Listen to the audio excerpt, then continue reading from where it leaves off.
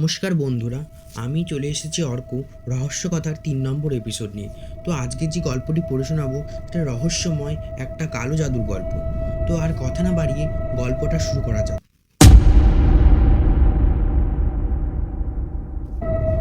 গ্রামটির নাম ছিল মেঘনাদি। মেঘনাদি গ্রামে বেশ নির্জন এবং শান্তপ্রিয়। তবে ওই গ্রামে এক কোণে ছিল এক পুরনো পোড়া বাড়ি, যা কালো জাদুর বাড়ি নামে পরিচিত। গ্রামের মানুষ বিশ্বাস করত শত বছর আগে এই বাড়িতে এক তান্ত্রিক বাস করত, যে কালো জাদুর খুব দক্ষ ছিল। তার মৃত্যুর পর থেকে নাকি বাড়িটি অভিশপ্ত হয়ে যায়। রাতে সেখানে অদ্ভুত আওয়াজ শোনা যেত এবং কেউ সেখানে ঢুকলে সে আর ফিরে আসতো না। একদিন গ্রামের যুবক রাহুল সিদ্ধান্ত নিল সে এই বাড়িতে ঢুকবে, সত্যিটা জানবে। সে ছিল সাহসী এবং অবিশ্বাসী, তাই কালো জাদুর গল্পকে সে কুসংস্কার বলে উড়িয়ে দিত। রাতের গভীরে সে লণ্ঠন নিয়ে বাড়িতে প্রবেশ করে। কিছুক্ষণ ভেতরে গিয়ে সে একটা দরজা দেখতে পায়, যেটি অদ্ভুতভাবে কাঁপছিল।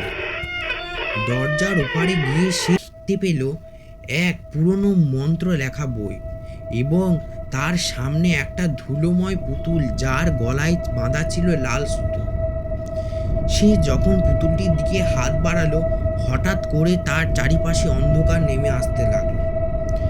রাহুল অনুভব করলো কেউ যেন তাকে পিছন দিয়ে টানছে। ভয়ে পিছন ফিরে তাকাতে এক অদ্ভুত চেহারা দেখতে পায়। সে বুঝতে পারল এটি সেই তান্ত্রিকের আত্মা, যে এখনো তার কালো জাদুর ক্ষমতাকে ধরে রেখেছে। রাহুল ভয়ে দৌড়ে বাড়ি থেকে বেরিয়ে আসে, কিন্তু তখন থেকে সে অসুস্থ হয়ে পড়ে। গ্রামের ওঝা তাকে জানায় কালো জাদুর অভিশাপ তার উপর পড়েছে। গ্রামের সব লোক মিলে পুজো আর্চা করে, তাকে অভিশাপ মুক্ত করার চেষ্টা করে। অবসানে গ্রামের প্রাচীন পুকুরের পাশে এক বিশেষ মন্ত্রের সাহায্যে সে অভিশাপ মুক্তি পায়। এই ঘটনার পর থেকে সে বাড়িতে আর কেউ ধারে কাছেও যায় না।